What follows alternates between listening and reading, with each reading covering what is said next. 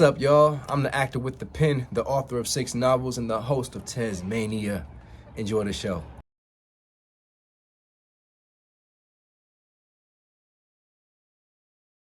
I'm just trying to chase dreams, but I think they chase me. What's good? It's your girl Amani Caesar. Smoke. Boy, Trey, forever, baby. Brian H. 70 times 7. It's your boy, Artist. The girl Kate, that's name. Girl named Masam. Tim Spook, one half the Back End Business Podcast. Aaron, the Gap 2 Diva. Are you Milan? Here, Milan. It's your girl, Flaming Tina. This Auntie Pig. Boy, Lou. Ebony, aka Ebony with an I. I'm from the Big Head Radio Show, and I'm With the King Tiff Network, huh? And we back. It's the King Team Network. Happy New Year's. Happy New Year. Happy New Year's. And yes, we did shoot this a little early, but that's because he's a busy guy, okay? He has things to do, but this is an amazing and an important one, not just for the network, not just for me, but for our city. Originally, I was born in Ravenna, Ohio. He was born in Cleveland, actually, but he moved down to Ravenna, Ohio very early in life, and I got to see this man's rise to where he is now. Now he has some of the most credible accolades out of Ravenna, Ohio has seen in 50, 60, forever. They have not seen a man like this, and I'm proud to say he has now officially been on the King TV Network. My boy Dante James, how are you? Hey, I'm good, man. Thank you for having me. Very proud of everything you got going on. We just walked around, and you showed me some things that almost brought me to tears, for real. Like, you know, these opportunities, they weren't around when I first started acting. What you got going on with your podcast and putting people on a platform and giving them the opportunity to share their stories, that's huge. And what you're doing, man, is God's work. Yes. And everything that you're building you're going to get the return and the reward for it. So I'm proud of you for sure. Man, I thank you for that, and I thank you for allowing me to sit down with you because, like I said, you're a busy guy, and you've always been a serious guy. You've always been a person who take things seriously, and that was one thing I always took from you is that we can't be playing around out here. You wrote your first book at like 10. And it might not be the exact age, but it was close. You know what I'm saying? Like sure. And then you got it published right after. Like it's not like you was playing around. Yeah. And I took that, and you and Malcolm, shout out to Malcolm, y'all two specifically on the football field showed me how to work and showed me how to compete amongst peers and showed me how to uplift the next generation. So the Warren, the you know what I'm saying, the Drake, the people who were coming up behind me. I learned from y'all how to treat them and then empower them and make them feel like they're ready for whatever's to come. Exactly. That's what it's all about. We never believed in that mentality of being the crab in the barrel. Hell no. It's always been motivation. It's always been love. And, you know, we compete against each other a For lot. real. But it's all to push each other. Exactly. You know? And then see his kids. Malcolm has one little man and the little one. He should be here when it comes out. Yeah. And just seeing knowing how he is as a person and knowing how he is as a father, those boys are going to be even greater than we ever was before. Facts. You know, because that's just how it goes. So like even, you know, to Warren, Drake, it was always to empower all of y'all to let y'all know that, yo, you could do whatever you wanted to do. We've been seeing this since I moved to Ravenna. Right. You could do whatever. Whatever. You know? So to see you literally building something, bruh, you don't understand the chills that's going through my body. To see that, like, the message is out there. Yeah. Like, y'all following that message, Yeah. like, and y'all having fun with it. Me, y'all don't see me out much, but y'all are having fun. Y'all making the connections. Y'all are connecting with people in ways that I'm learning how to do. So yeah, it's real good energy for sure, man. Man, I appreciate that, and I just had to take that time before we get into this amazing story because these moments you can't just overlook. You know what I'm saying? We working hard as fuck, man. Sweezy, look, how many days? Look, come on now. Yeah. But it's just. I believe it. But it's just when when you have those moments, you gotta live in them for a second. Yeah. You know what I'm saying? So they feel and understand, like, nah, this is a process. For real. Like, and you're living it with us. But to this story, man, Yes. now we're gonna go all the way back to the first book, man. Okay. So we talked about it a little bit earlier, but take us to that moment. Like, you were at the lunch table, you said, Yeah. and somebody was like, you should put that in the book, or you should write your first book, and you was like, oh, okay. Yeah. So I on that book, actually, I know every last name that I know. I can see the faces of everybody who told me to write the book. And what's the book's name? The book is called "We All Do Dumb Things." They said to me, "Yo, you should just write a book." It was Bianca, Olivia, it was Tyree. And I only know a lot of their names and faces. Like, I remember that because they wrote on the book. Like, everybody wrote on the book. Wow. They drew snowmen. I drew an ugly stick snowman on the back. We ain't gonna. If I had it, I wouldn't show you. But it was all out of love. You know, it was all out of love. They said you should write a book, and Boom. I was like, okay, I'm gonna write a book. But did you know everything that was gonna come with writing this No. book?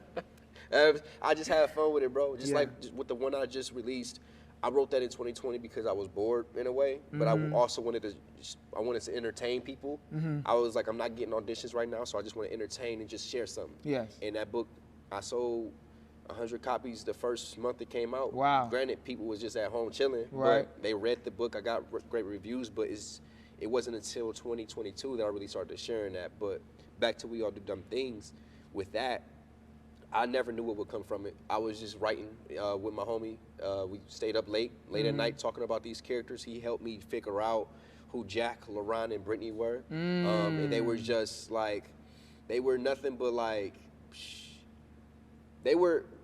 my characters have always had the careers that I wanted to have, but the circumstances that I never wanted to be in. But it's also been therapy to help me see that ain't how life is supposed to go. That's not how you're supposed to treat somebody or talk things out, you know? So it's all fictional stuff. It's nothing about my actual life at all, but my characters are all inspired by the careers that I've always wanted. So, yeah.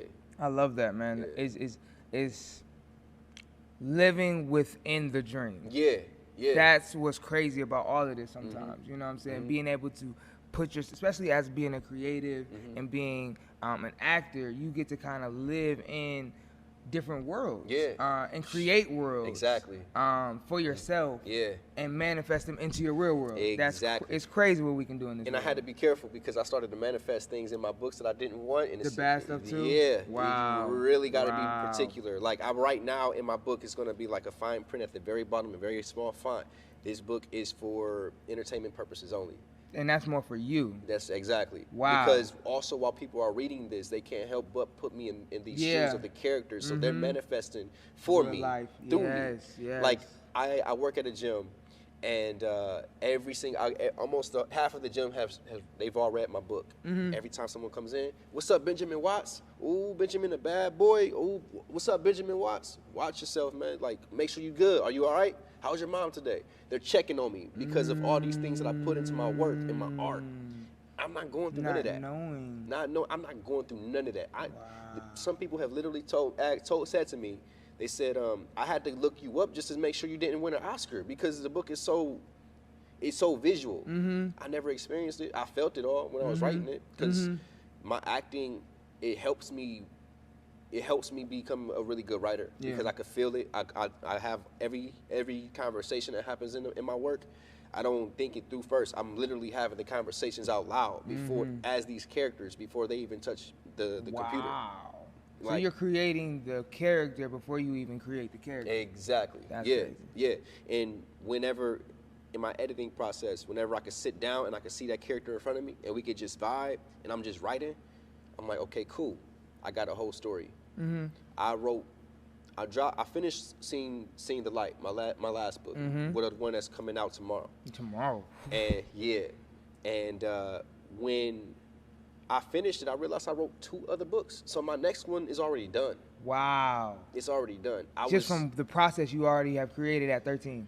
Yeah. That's crazy how you've been able to develop it so much so that you're writing more than you even expect now. I didn't even know. Like, my girls thought I was Starting going young, crazy. people. She thought I was going crazy, bro. Yeah? Yeah, because like I was having these feelings and these emotions, but I wouldn't know where it was coming from. True that. I'm like, why am I angry or mad right now? Why is my energy weird? Ooh. And the whole time the character is still on me. Yeah. I just got done writing, or if I know exactly what I want to write, if I could see the whole chapter played out, I'm going to write 50 pages in a week.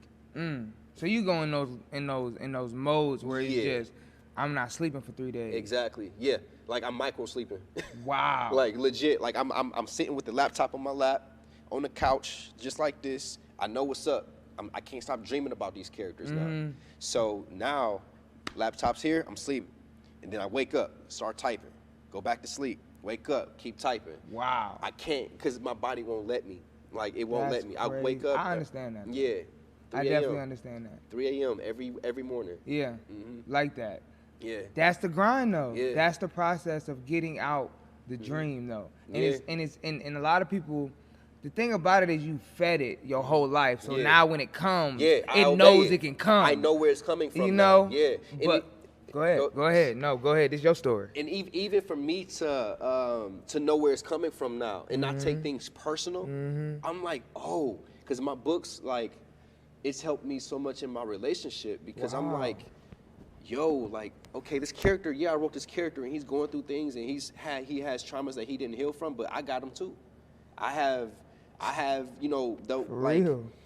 In real life. In real life. Come you on. know, just in different relationships with people, like from romantic to friendships and everything else across the board. I'm like, okay, I'm this way with that person because of this, or because of this trigger. This is that person said this like that, but they don't mean it like that person said it before. Identifying it's different. what triggers you. Exactly. That's crazy. And it's therapy. It's very much therapy. It's therapy. Like, and it's scary. it is. Because you're seeing what affects you, so you might have to cut off a person. Yeah. Oh, That's, for sure. You know? For sure. And you seeing it happen, like, oh my goodness, like. Because I gotta protect myself. I have to protect myself at the end of the day. Because you gotta be careful.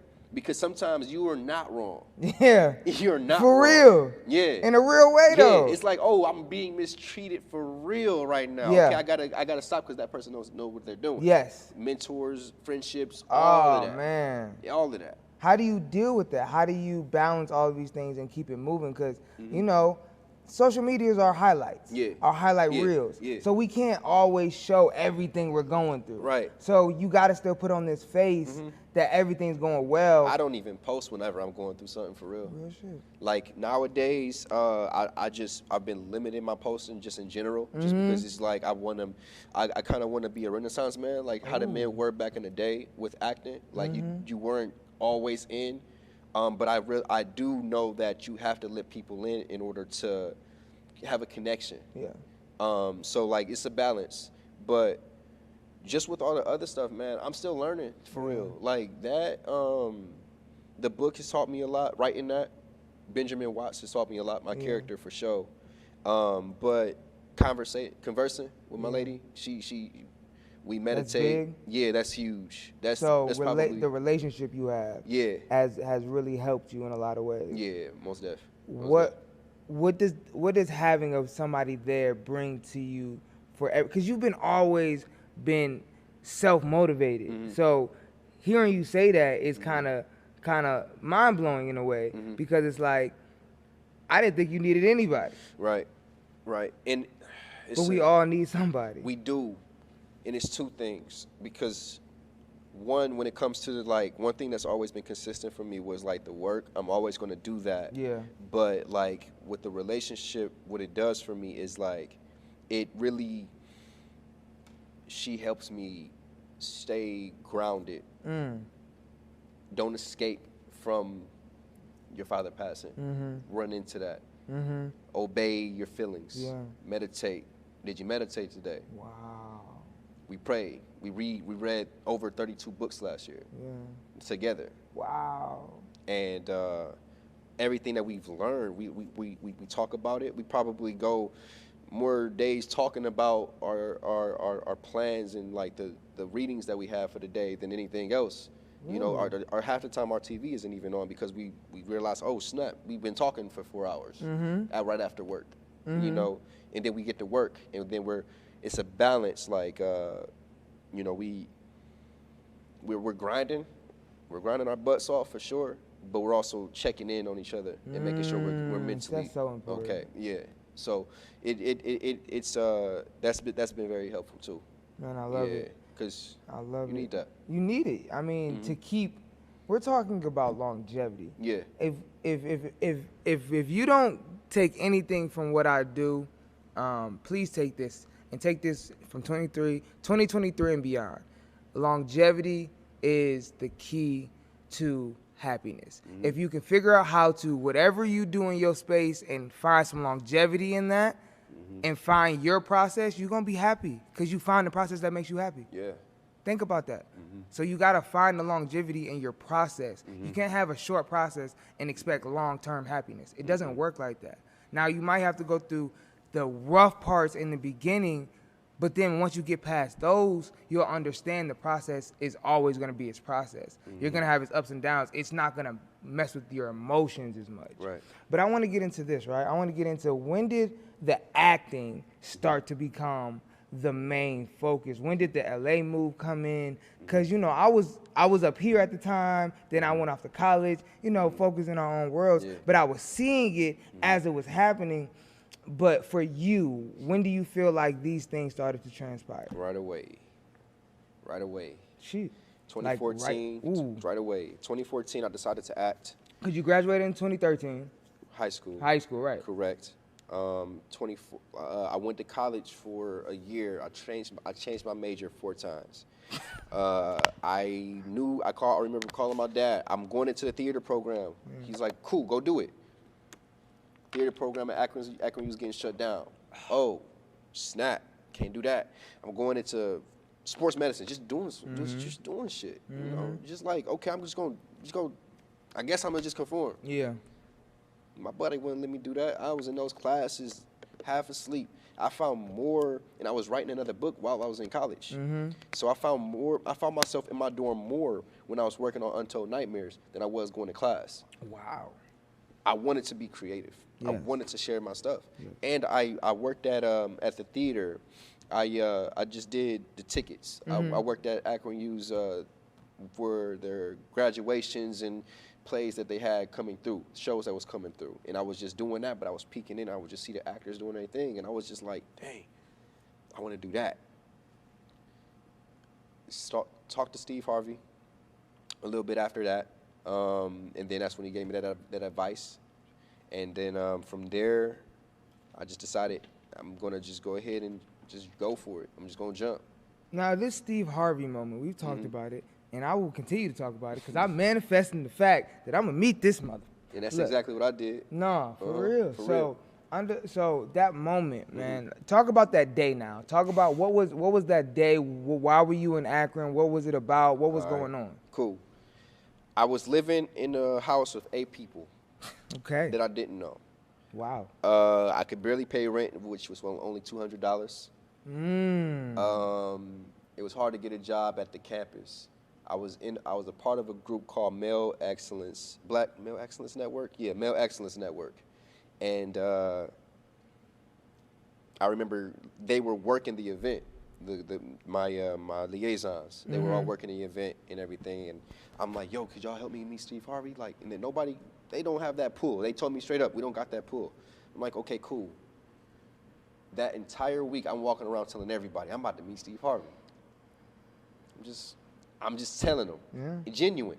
I'm gonna meet Steve Harvey. I got a meeting with Steve Harvey when he get here for my books. Ooh. That's what I just kept telling everybody. Yeah. I told everybody on campus. I was lying, but I needed everybody to believe that I was gonna make this happen at the same time. Come on now. But so I remember going around saying it. The night before it gets to the night before he comes, and I remember going to sleep. I didn't sleep that night. I was manifesting the entire night. Wow. I was awake. My eyes were closed, but I could just feel that I'm in control. And that morning, I woke up.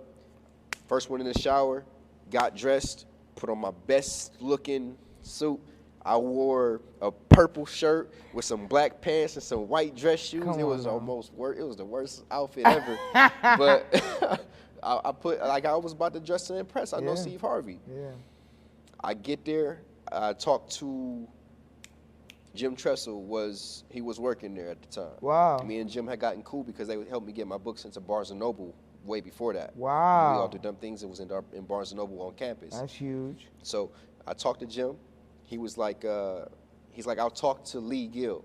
Lee Gill also was a top dog at the campus, and I look at Lee and I'm like, hey, can Steve is on stage talking right now, like for the event. I got my table set up outside for my book signing. I'm with Malcolm. And you know, he was ready. He had my box. I had one book. He had the whole box. He had the whole box just ready, just waiting. I don't know if they about to bring me on stage to sell some books and talk to Steve and have this moment, or what's gonna happen. So We All Do Dumb Things. I gave it to Lee. Lee was like, I'm gonna ask his bodyguards. Give me 1 second. He walks back. He's like, I don't think it's gonna happen. His bodyguard looks at Lee. They look at me. They tell Lee, come here. Lee tells me, come here. We go to his bodyguards. There's like 4 of them, all dressed down. I was like, dang, I'm jealous, man. I got on these white shoes with this purple shirt. Y'all got me right now, all right? But they take the book, right, and they're playing with it. They're like making sure it's cool. They say, wait right here. I'm waiting. Next thing I know, his bodyguards, they're like, Steve is on stage still talking right now. I'm just waiting, just watching him, just in awe, just like, oh my God, like, I'm about to meet him. It's really about to happen. I look at Malcolm, he's like, go. I'm like, here we go. His bodyguards like, follow us. We go backstage with like 2 other people. It's a lady he went to school with, and it's another lady, I don't remember their relationship. And she just wanted a book signed. He talks to the one lady first. I look down. I'm self-conscious. He's right there. They just chopping it up. And then he's like, I guess they went to prom together or something like that. And he gets to me. He looks me up and down. He says, let's take a walk. We take a walk. Now, mind you, if that didn't happen, nothing to this day has happened. If that moment didn't happen, nothing to this day has happened. Like it's all fake at this point. Real shit. We take a walk. He's like, so what can I help you with? Like Santa Claus, what can I help you with? And I'm thinking, I'm about to get my gifts, bro, for real. We talking. I'm talking way too fast. He's like, what can I help you with? We walk around to his limo with his bodyguards behind us. People taking pictures. If anybody got those pictures, please, I need those. But come on, Royal Family. For real. Let's do it. Let's get them pictures. For real, that would be crazy. That'd be fire. You gotta get bigger for that. For We're real. gonna get there though. For real. So we walk in. I tell him that I want to turn my books into movies and star in them. He said, "You'll figure it out, and when you do, just go just go for it. Just do it." And I smiled ear to ear, shook his hand. He got in his limo, drove off, and I'm walking back to Malcolm like, "Yo, he said I could do it." He said, "So do what?" I'm gonna figure it out. We go back. We have a book signing. I ain't sell no books. It was cool. I got the moment I wanted. Gave Steve Harvey a copy of my book. Went back. I moved out of that house because it was the end of the semester, and I moved in with Malcolm and his grandma. My family had moved back to Cleveland, but I knew I needed to just be in a place where I could just stay focused. So I stayed in his grandma's basement. I read my book back to front to back for days, weeks. Why? Weeks. I didn't know what I wanted to do with it. I didn't know how to do anything. And then one day, I woke up after just chilling with Malcolm in Malcolm's room for too long. He's out, working and everything else. I'm just living at his grandma's place. And I'm just like, I woke up one morning and I was like, yo, I want to be an actor. He's like, but you ain't never acted a day in your life. I said, but I want to do this. I said, that's what I want to do. No cap. The day before, I got an email from the university saying that I was getting placed on academic probation. I was like, I can't tell my dad that. He gonna know I ain't do nothing, because you gotta really not try to be placed on that. So I woke up the next morning, said I want to act, I'm going for it. And I was like, I know that school isn't for me. I can't go back. I can't. I'm not about to waste no money. I have to go do that. So I looked up, I researched, I actually looked up flights for LA then, right there and then. I ain't have nothing going for myself. No credits. I was just gonna go to LA right there. I started talking to people that were in the industry through Facebook groups, doing background work and everything. A lot of people don't tell you nothing about the business because it's, we all feel like it's like, you know, I can't help you. You like, I just got here, and that did rub off on me for some years. Yeah, it did. It did. I was selfish in that way. Now, you know, I'm having I'm hitting my homeboy Mario Beverly. He's doing this thing. Yeah. He went to Kent on top of deciding to act. Yeah. He decided to act the day that I decided that I was gonna. The day that I decided that I was gonna act, he decided a couple weeks later after seeing me acting in a video that I put out. I was acting out scenes from my book because I had finally figured it out. I woke up, told Malcolm, I want to act. I want to go do this. We went to his basement, his grandma's basement at the time, and we acted out different scenes from the book, and it was bad. It was This is your bad. first time even attempting. First time attempting to act since That's I was crazy. in the 4th grade. And he was like, what I appreciate about me and Malcolm's friendship, he said it was bad, but you could get better. Yes. It wasn't like, no, don't even do that shit. Yeah. Like you shouldn't go for that. It was wasn't like, that. We can only go up from here. Yeah. And that's what you need when you first start shit. For Shit real. gonna be bad. Yeah. It's gonna be bad. Yeah. I shot first 10 on my phone. Yeah. They were bad. I was bad. But we're here. You know But what we I'm saying? here. But we here. We here. If we And that's stopped what it's all then, we about. wouldn't be here. That's what it's all about. It's not about having the perfect formula. It's about just getting that shit done. Because everything else that you need is gonna come along the journey. Exactly. Like my boys, I appreciate them because like they ain't never been discouraging, no matter what. Like my brother Reggie, he used to take me to set. I remember my first time going on a set with this ring. That was my first time working days consistently as a background actor. I remember on that set, old head told me, he said, if they don't pay you to speak, don't give it to them for free. Because I was trying to sneak in a little gasp. They tell you to be quiet on set because you're not a principal actor. They're gonna put all that in. I'm trying to gasp. I'm trying to add a little line. He said that to me. I was working with Eve, Jill Scott, Regina Hall. That was a lineup right there. Stephen Bishop, Brian J. White. Wow. I was working with them. I was talking to them every day. I would leave set like, yo, Reg, me and Eve were talking about this and we was talking about that. He ain't even know if this was really happening or not. But every time I needed a ride to set, got taxing. Like I really wasn't making no money either. Yeah. He was picking me up from Ravenna, coming from Streetsboro, or Akron. He would drive to Ravenna, take me to set to Cleveland. Wow. And everybody just rotated. Chris Bro, I remember everybody who helped me along along that way. I used to make Facebook posts. Hey, I need to ride the set. Crickets, yeah, but it's expected. Like, especially when I first said that I was going to do this, bro. Ain't nobody think I was going to do this. No, like I remember being at the bus stops at times and like getting laughed at. Wow. Oh, he said he an actor, but he on the bus stop right now. Yeah. He riding the bus. People didn't know I was taking 3 buses to get to Cleveland for an audition. I took the Greyhound I took the Portage bus to Akron, and then I took the Greyhound to Cleveland. Just for auditions. Wow. And then I was like, I'll figure out a route on the way back before it's all done. Yeah. If my boys couldn't do it, I was gonna figure it out. That's crazy. Yeah. But I done packed up. Me and Buddy back there behind you, we done packed up and went places we wasn't supposed to be Facts. at. And you gotta just do what you gotta do, but you gotta know it's all a purpose. Yeah. You know, it's all.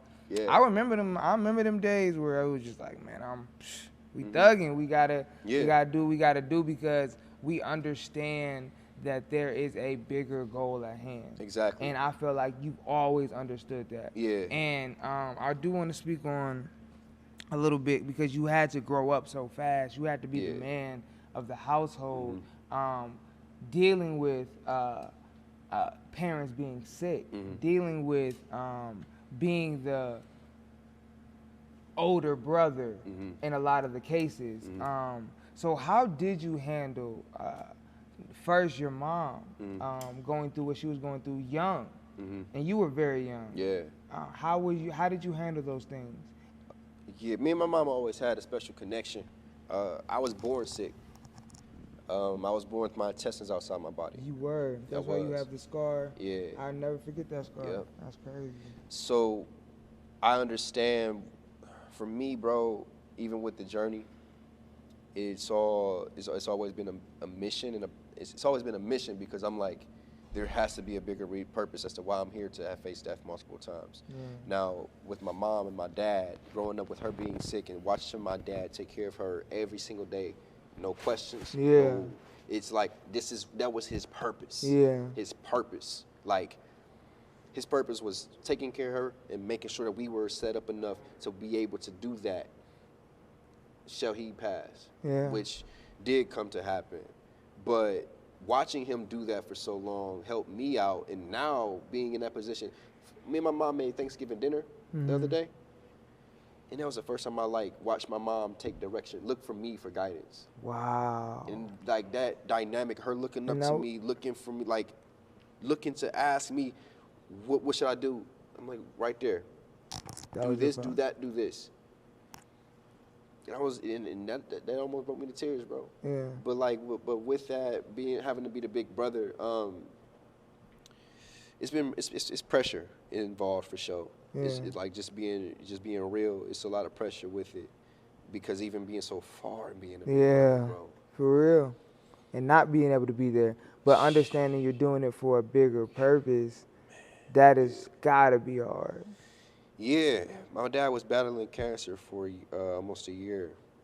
Unexpected. Wow. Unexpected. The last time I heard his actual voice was on my birthday in 2021, because the cancer ended up affecting him and taking out his vocal cords. I came back home for 2 months to help, take care of him, set the bar with like, this is what we got to do. But the closer that it came time for me to leave, like, we just connected and just talked every day. Half the time we wouldn't even talk. We would just lay in the same bed, just chilling. Yeah. And but one thing that with him and my brother, they're like, you can't come back though. You can't come back. You gotta do this. My dad, it was finished. You got stuff to do. He's like, I'll be fine. They got me. You got a brother and 2 sisters. You're gonna be all right. And knowing that they're still younger, way younger than I am, having to put on, take on all that pressure, it's pressure, bro. Yeah. My mom is still sick. Yeah. She still go through it. She went to dialysis this morning. Wow. And just going through all of that, it's real, but it also makes our family strong. It also makes us advanced in a lot of ways. Like we were talking this morning about, they know prescriptions. They know how to take care of my mom. So I know that with me being gone, that she's still good in that way. They still they're still there. And even with me and my family, like my dad, with him being gone, and like different holidays passing and birthdays passing and everything, it's hard. I never imagined it. I walk around the house looking at pictures of him like, how are you not here? But yeah, everything that my parents have ever taught us, they prepared us for these type of moments. And just knowing all of that, that's why I will never let nobody tell me that I shouldn't do something, or I should box myself in. Yeah. Because this shit is way bigger than me. And people, even in LA, people asking all the time, what fuels you? And people are looking for baiting answers. Like, for me to be doing this shit for myself, or for some reason that's like negative. Yeah. No, my mom has been sick since the day I was born. Yeah. You know why I started running track? Why? On my birthday in 05, My mom came home from dialysis and passed out. I looked outside. I saw a cop car way across this long-ass field, and I ran, and I was not fast enough to catch him. I fell in rocks. After that, and then I found out track was even a thing. Yeah. And when I moved to Ravenna, I said, I'm about to start running track. Yeah. And every time that gun would go off, You was out of there like a motherfucker. and I'm seeing that every single time, Yeah. every single practice. Yeah. And that, even to this day, when I'm writing, I got an idea to drop a book for my entire family, for all of us to have our names on. So Yeah. if somebody wants to have a book signing to make money off of that, you go and do that. Because Facts. I have to make sure that everybody's taken care of. And That it's we not, putting on for everybody. it's because it's way bigger than me. It's not even just for my family. Like, my immediate family right now, this is for my nieces. This is for nephews. This is for Malcolm's kids, Yeah. Reggie's kids, all of that, you know, and that's why that drive is like that, because I ain't got no time to waste. So like, you know, so when people don't see me, and like even or when people say that I'm too this or too that, because that does happen. People think I'm too boastful. I'm proud, and nowadays I've become quiet because the men who raised me ain't here no more. Yeah. So that's what it is. That's what it is. My brother, That's what it is. I appreciate you. Thank you. Like I said, we could go 10,000 hours in here Yeah. talking about Most definitely. everything we've been through and what Yeah. we're about to do and what you've done, Mhm. the accolades. But this is more about just. I'm so proud of you. Thank man. you, bro. I'm proud of you, just for the man you are becoming, the man you have always been as a young man, and just what you have been able to overcome and keep pushing and keep a positive energy about you. Bro, that's hard in our city, bro. Yeah. Not just Cleveland. Ravenna is a very much pull you down, keep you there city. Yeah, And yeah. everybody wants to say it's not and do this and do that, but it is. And there's been generations that just get stuck. Yeah. And we're not them. Nah. And you're one of Yeah. the leaders. Thank you, bro. I appreciate For real, that, man. Yeah. And the thing is, there's a lot of silent killers out there in the city, just in Ohio in general. But on Ravenna, there's a lot of people who are doing things that are very spectacular. Yes. It's very. We got people Yes. working for Steph Curry's team, Golden Ooh, State. You know, ooh. we don't Yeah, like Golden Golden State. State. Oh, yeah. I had to forget that Amani, one. right?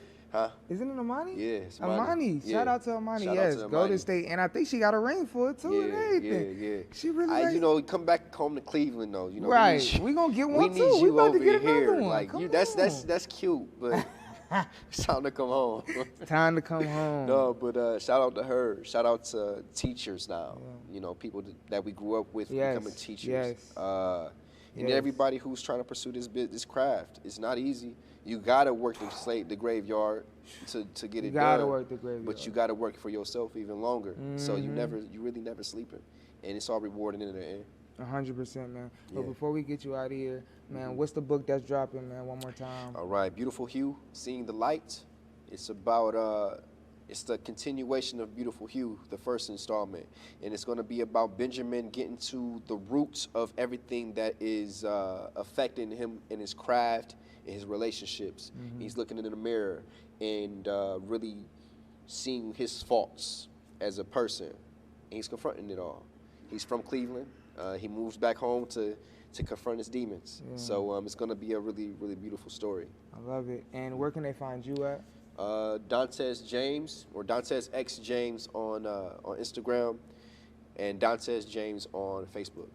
And the last thing we do, because we ain't changing shit up. We still do what we do. It's still 2023, but we do what we do. It's called Get It Off Your Chest. And before we see you again, before we see you in LA in the big screen, doing what you do. And yes, he's working with Will Smith. I'm throwing that out there again. And what? We're gonna work on bigger heights. Come on Got now. to.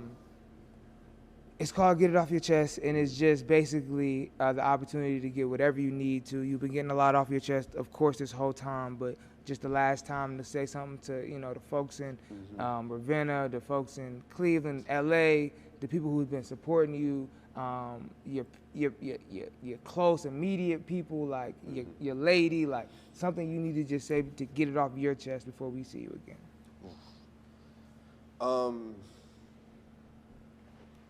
I've unknowingly had a mission since I could remember, and everybody that I've met, from teachers to friends, cousins, everything, mentors, everybody has helped me in pursuit of that. I haven't stopped. I don't stop because of the little nudge that I always need right there when I need, that I always get right there when I need it. So I just want to really take the time to really thank everybody who's helped me out along the journey. If you've ever taken me somewhere, taken me on a ride to a set or to school, if you sat with me at a bar like we did back in the days and I said, oh my God, I don't know if I could do this. I've almost given up on acting multiple times, and I always get this one friend that said, this was in the beginning. Oh yeah. You know? You need him one. Yeah. Shout out Scott. Yeah. So Chris McHale, Carmen, you know, appreciate y'all for giving me that extra boost that I needed, especially when I needed it. So yeah, that's pretty much what I want to get off my chest, man. It's I really just I just have a lot of gratitude, especially going into this new year, with another book. I did work on HBO this past year, and which was a blessing. Yeah. Well, man, look, to get it off my chest real quick, I don't normally do this, but I just need y'all to know anything is possible. Anything you set your mind to, you can manifest. Believe in yourself. Believe in your dreams. Don't let, and this is something I heard Tusi say, shout out to Tusi, one of my favorite artists. He said, live your dreams. Don't let nobody live your dreams for you. Exactly. They don't know what you can do. How would they? They're not in your shoes. It's the King Tiff Network. We out here. Peace and love.